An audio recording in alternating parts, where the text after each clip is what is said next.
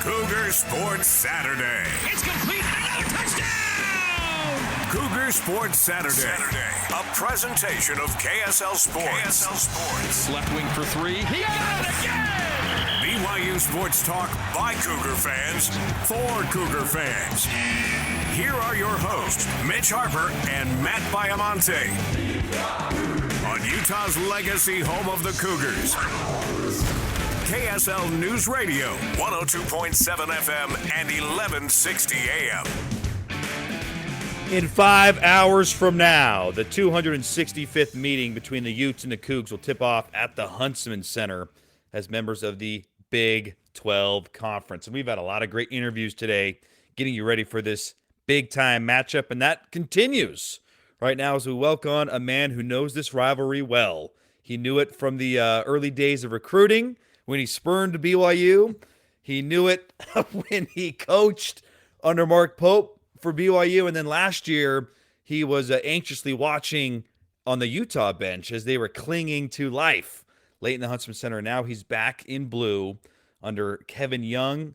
It is Chris Burgess, and can't wait to break this matchup down with Chris. And let's start things off, though, with that bounce-back win against the Oklahoma State Cowboys earlier in the week. Coach Kevin Young earlier this week said you and Kaba might be public enemies number 1 and 2 at the Huntsman Center. How you feeling about going back to your alma mater and facing the Utes again? No, it's exciting. It's awesome that we're in the conference again. It's how it should be. Back when, 10, 11, 12, 13 years ago, just having that rivalry back where you get to play them twice a year.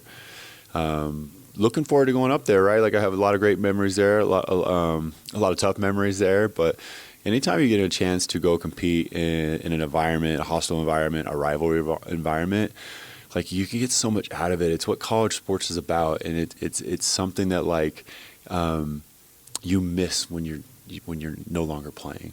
Right, you miss when when I was coaching at Utah Valley and there was different rivalries going on. Like you miss being a part of that, and so that's exciting, right? Is it the most fun all the time? No, it's not. But it's something that it means so much to the players. It means so much to our fan bases. Now it means something to your conference record, right? And so we're trying to win on the road, and they're trying to get to a 3-game winning streak, and so we're all trying to accomplish these other things besides just win the rivalry game. So it's exciting, right? Kaba will be locked in, whether he's public enemy 1 or 2 or I'm 1 or 2. I think at the end of the day, you just got to remember you're not out there alone. You got your teammates back, they got your back, and let's just go out there and compete. How do you prepare Yegor or Cannon, guys who've never felt this rivalry? Not that they haven't played in big games before, but from start of the season to now, this does feel like it's going to maybe be the most hostile environment they've played in collegiately. How do you prepare those guys? Sometimes you just gotta walk them through the fire a little bit, make sure that they're prepared from a mental standpoint of the game plan, make sure they're prepared from tendency and knowing the personnel, what we're going to run, how we're going to attack, and try not to make the game bigger than it is. And once they experience the rivalry, and there's been so many great games, whatever sport, right?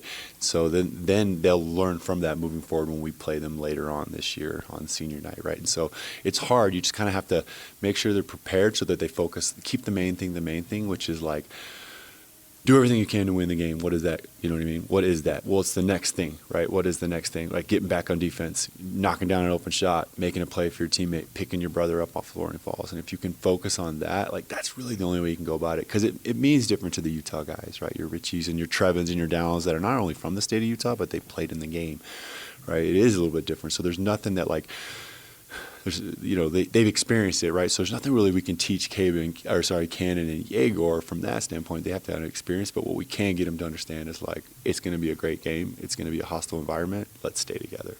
Where have you seen Kaba improve in his development? You've been with him every step of the way from his time at Utah to now. Where's he evolved this year? You know what? He's got he's figuring out some things as far as like screening angles, off the ball, on the ball, rolling. He loves playing with guys like, obviously Down and Ye, where he can find him above the rim and shoot Trevin last game on transition. But I think where he's really getting a lot better is just his defensive communication. He was a super quiet kid as a freshman and a sophomore, which is somewhat normal, especially for young guys, but also where English is a second or third language type guys. And so he was a quiet kid. So, we need his voice. He's an older guy, right? He's, played in some high level basketball. He has so much experience. And so I think from a communication defensive standpoint, he's gotten a lot better. It's been fun to see him the last few games take another step towards, I call it playing with force offensively, right? He's always been a phenomenal rebounder. He's always been a good shot blocker. He's always been a great rim runner or lob threat, but I love his communication. I love that he's trying to take some ownership there, and I love the fact that we can switch 1 through 5 with him as well. He didn't do that in the past. We're previewing BYU versus Utah with Chris Burgess. Where do you think this team is at in terms of playing its best basketball? You're probably around the midway point of the season. Crazy. Where are you guys at, and are you on pace? There's so many new faces, right? Yeah. It's probably going to take some time, but where are you at on where you thought you'd be at this point? It was hard. It's hard, you played three NC State or Ole Miss or Providence. The only really 3 teams that kind of tested you. And so I think that was super difficult to kind of figure out who you truly were.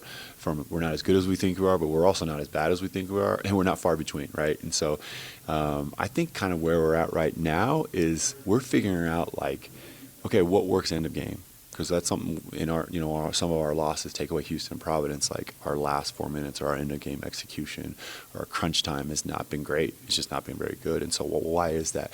Is it a lineup thing? Is it a shot selection thing? Is it just a mental thing? Is it like a growing up thing with some young guys out there, playing with some freshmen with Diego and Cannon. So we're trying to figure that out. So we could have potentially figured that out with a different type of schedule as opposed to trying to figure out game 2, 3, 4 of the Big 12. But I think that's where we're at. Do we have a lot of room to grow? Yeah, I think this team, and I think a lot of teams in our league are scratching their, but I think this team is scratching the surface. I do. Now we don't have enough time to kind of continue to figure it out. We got to figure it out now, and that's on us as coaches, and it's also on some of our older players and some of our returners and seniors to keep the team together. Crunch time, protect the basketball right, get to the free throw line, knock down open shots, knock down free throws, play without fouling, and so we have to be able to do that. But I think the biggest thing for us is crunch time. What is our lineup? What is our go-to things? What are our actions? What are we going to do defensively? Who should be out there? And so that's where we got to continue to grow and get better, and we're learning a lot. And I felt like last game, I know that we blew a big lead against Oklahoma State, but I did feel like last game we figured some things out. I got to imagine those meetings with the staff have got to be just incredible next level basketball discussions with the backgrounds yourself, Coach Dunson, Fanning, Will Voigt, we haven't. I mean, I got to imagine that's just like you guys have got a bunch of great ideas, and now it's just kind of maybe executing. And what are those meetings like in the staff? They're awesome, right? So there's offensive meetings, there's defensive meetings, there's together meetings, there's like end of game meetings, there's lineup meetings, there's analytical meetings. There's so much. I'm learning so much as a coach, but I'm also trying to provide as much as I can, especially as a guy who's been in the college ranks for a decade now. And so they're fantastic. Like I look forward to being in obviously when you're coming off a loss and you're trying to figure things out, those aren't as fun. But the whole point is we got to continue to get better. We got to keep doing that. So it's great, right? And so we're taking we're looking at a lot of film. We're looking at a lot of numbers. We're relying a lot with a smaller sample. The NBA, you get through 30 games, which is our season. That's when they start using their sample size of lineup. You know what I mean? Lineup optimizations or shot selection, things like that. Well, we don't have that. You get a 10-game sample size, and that's your data, right? And so you can take last year's data and things like that from Richie and some of these returners, but it's a different system, right? And so we're doing the best we can with the smaller sample size or a normal sample size for college ranks. So, but they're good meetings, right? But at the end of the day, we got we're trying to pour in as much as we can as our coaches, figure out what the best thing to do to tell our players, because we don't want to tell them, we don't overload them, man. We want them to figure out 3 things: what's most important on this side of the ball, what's most important on that side of the ball. So I think that's what our meetings need to come down to, is what's most important. Let's not overkill our guys, because as coaches we want to be so smart. We want to overdo it. We want to give them everything. At the end of the day, what do they remember? And that's the biggest thing. You referenced the Oklahoma State win where you led by 27, it got whittled down, and then you double-digit win. What did you learn from that? Whether it be lineups, Yeah. rotations, like what were the takeaways? There's a lot of takeaways. One is like, I don't care what your place you are in this league, you cannot relax. You cannot, like, I hate to say take your foot off the pedal, because that's not what it is. It's like you can't be casual. You can't relax. You can't not sprint back on defense. You can't, you know what I mean? You just can't relax. You can't be casual, because these teams are good enough to go on 20-0 runs, 10-0 runs. And, you know, same thing happened at Houston. The only difference is we were down 5, right? And then they went on a 20-0 run. It's the same thing, but this time around Oklahoma State, we happened to be up 27, and they went on some tiny run. We have to, you know, do a better job. Sometimes it's not about X and O. Sometimes it's just motivate. Sometimes get them to focus. Sometimes it's, you know, lighting a fire into them, right? And so it was good. It was fun to see our guys' response, and obviously it was super fun to see Yegor, like, I'm sure he feels the weight of the world on him to make an open shot, but he's trying to make every right play. But it was good to see him kind of like just breathe a little bit with a shot going in, getting the free throw and one, things like that. When did you first hear of Yegor? You know, when was it the moment you got hired on the staff and it was like, hey, Coach Burgess from Kevin Young, this Yegor Demon, he is a big part of, like, when did you learn about Yegor and just that, your thoughts on what he's brought to this program? Yeah, great question. So I got hired, came here in the offices here at the Annex, BYU and Marriott Center Annex, and Kevin kind of, you know, we have like a depth chart board of what our roster looks like, and then you have a depth chart board of what like the recruiting looks like, and obviously we had some holes to fill, and they were like continually changing holes with other guys leaving to the portal. Are they going to go? Are they going to stay? Right? And we're trying to anyway. And so then I saw a few names, and one of them happened to be Yegor. So that was the first time I kind of had seen him or heard about him. So I did my homework, watched some film, you know, read all the different scouting reports from international outlets that we have to look, and I was like, this guy, he's going to come over to college, which, you know, 3 years ago they weren't. Yep. Like, they just weren't. There was Right. no reason to. Just stay in the Real Madrid system, the ACB, and get drafted and go through that channel, which is the norm, right? I played over there for 11, not Spain, but I played in Europe for 11 years. I played with tons of guys like that. Yep. Where now it's just a different landscape, and so I was like, okay, great. So where does he fit? Watching him, and then, you know, we got on a couple Zooms with them, and then again, I'm like one of the college guys that's on staff. The whole staff hadn't been onboarded yet, and it was Brandon and I. But really, I'm the one that knows BYU the best, right? So I was jumping on the Zoom, kind of talking from a logistical standpoint: where are you going to live, where you would eat, how the academics work, what classes you have to take, how BYU works, right? Like the religion aspect. But I mean, Yeager's a very like devout. He has a great spirituality about him. So like, he loved the idea of like taking some sort of, you know, religion class and learning more, not just about like our faith but other faiths, right? So, and then got him on the Zoom. He you know, he committed, and then it was the process of like, you know, getting him enrolled and, you know, getting him here and things like that. And so he's like, the kid is a beautiful kid, and I'm not just saying that because he's a good passer and he's a good basketball and he's a potential like NBA. Just saying the kid, he's a pleaser, right? He wants to do what you ask. He wants to learn. He wants to watch film. He wants to be in the gym. Like, he understands dedication. He understands sacrifice. The kid left his, you know, home in Moscow to go to, you know, Madrid at the age of 15, leaving his parents. For those who haven't seen it, there's that Deep Blue story on him. Like, it is someone who's, you know, left, you know, their country to go chase basketball in the past. I understand how hard that is, right? And the sacrifice you're giving up to be with, you know, friends and family. And so, you know, he's done everything we asked. He's you know, he's trying to make the right reads. Like, he's not trying to be a selfish kid. He's trying to make the right reads, whether pick and roll. I mean, the dude tries to make every right pass. And, you know, sometimes people get upset with him. He's like, all of a sudden he's like, well, he's got 8 assists and three turnovers, and we're, you know, 6 for 35 from 3, right? And so it's like he's trying to do everything we ask. And I just think that, like, he just turned 18, right? Like, just wait, just give him time to, you know, continue to be in these hostile environments and feel the pressure of these Big 12 guards trying to heat him up all game. And the more and more experience he's getting with TCU and Houston, the better he's going to continue to grow. Like, those are just facts, right? Like, just thinking about when I was an 18-year-old kid, or Down was a, you know, return missionary, 20-year-old kid in the WCC, and the growing pains he had to go through. But at the end of the day, the kid just wants to make the right play and win. You referenced the 3 that Yegor made and the and one, and you definitely could sense that from the arena, that there was energy behind him, and those were big moments for him. I felt that way about Dallin too. Hitting those threes, and he seemed to display more emotion in that game than any other game this year. Do you guys sense the same thing, and can he build off that to kind of get back to what we know from Dallin? That's what makes, like, I'm being serious, that's what makes this fan base and, you know, the Rock super special, is like they're pulling for him, right? And they lost their minds, right? And so it's like you get kind of like goosebumps on the bench because they don't even know 90% of the work he's putting in here to be successful out there. And so to see him do that, and then on the like you just talked about Dallin, to see Dallin have that success and be like, you know what, I'm a returner. I've been in this league. Like, these guys need me to step up, right? To see that was super fulfilling, and I just think it's a step. Right now we got a huge step at the Huntsman, you know, for our next game, and Dallin, Richie, and Trevor are going to need to lead the way. Those dudes have been in that gym before. They've played in this rivalry. They're experienced. They've been in hostile environments like, you know, Iowa State and Fog out. You know what I mean? They've been in these gyms, and so they're going to need to kind of shepherd some of these younger guys like Cannon and Yegor through maybe the first 5, 6, 8 minutes of the game, and then let's all breathe. So it's exciting to see them. We got to take another step, and they will. They will.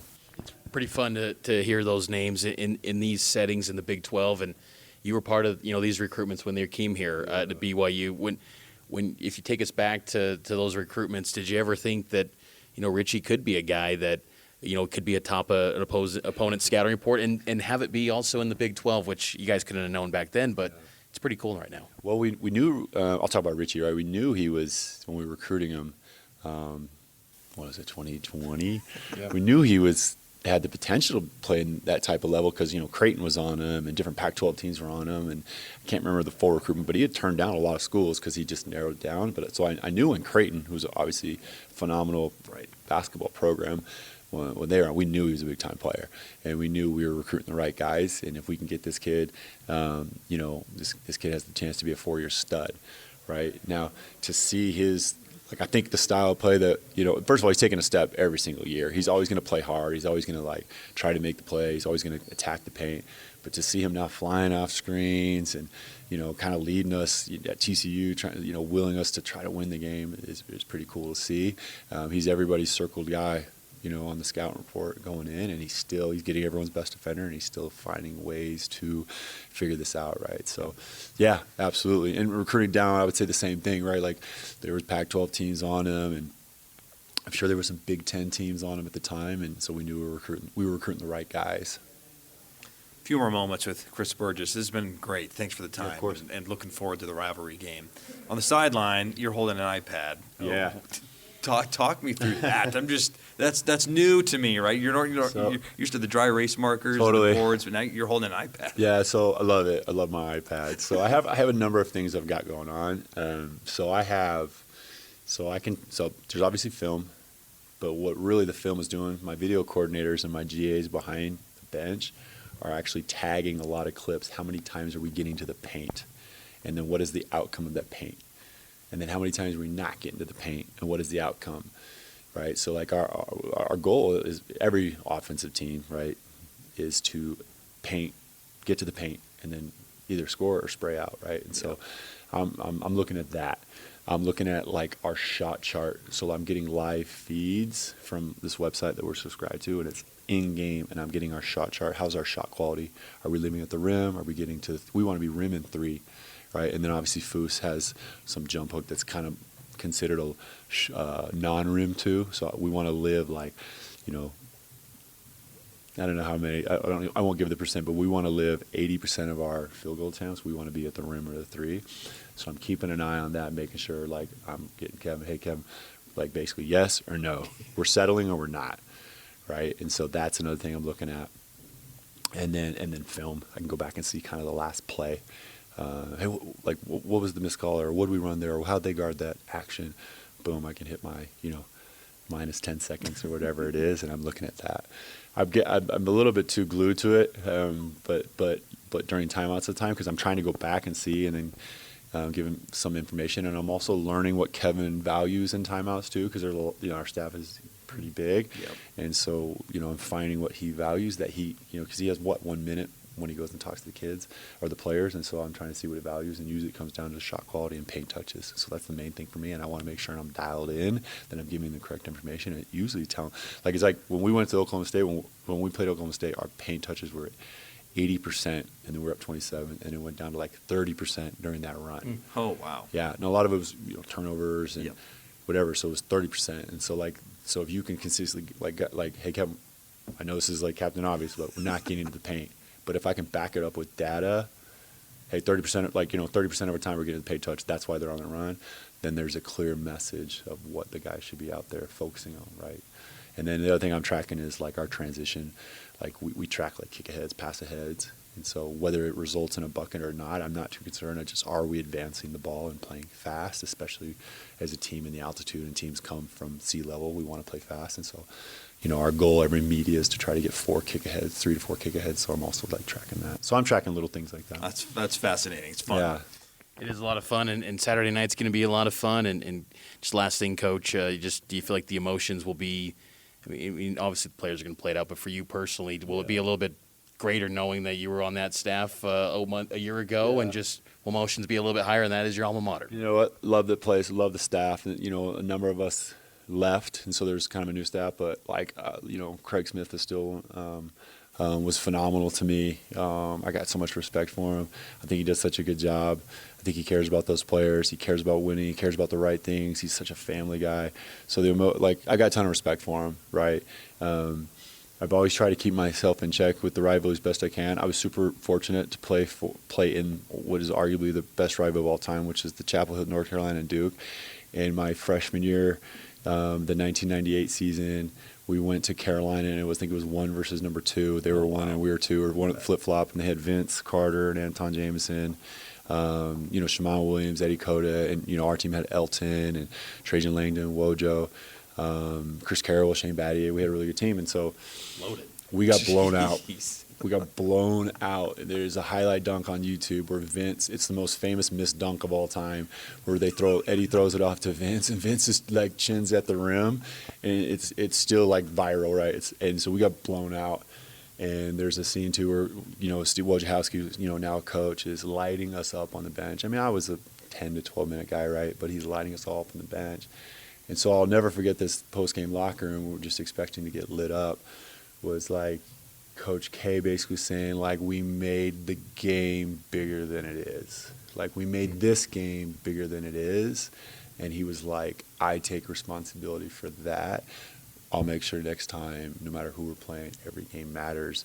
But it's still a game and we have to stay together. But his message of, like, we made the game bigger than it is, so we were too amped up and too emotional that, like, it backfired. So I've hung on that since 1998 January or February, right? So a long time, 20-something years now. And so I've hung on to that. I've hung on to that forever, right? Even when I was preparing, when I worked for the staff here at BYU, I was preparing for Utah, and I worked on that staff at Utah, I was preparing for BYU. I've always tried to keep that in check. It's just like, don't make the game bigger than it is, because if you do that, your emotions get too high, you can get run out of the gym.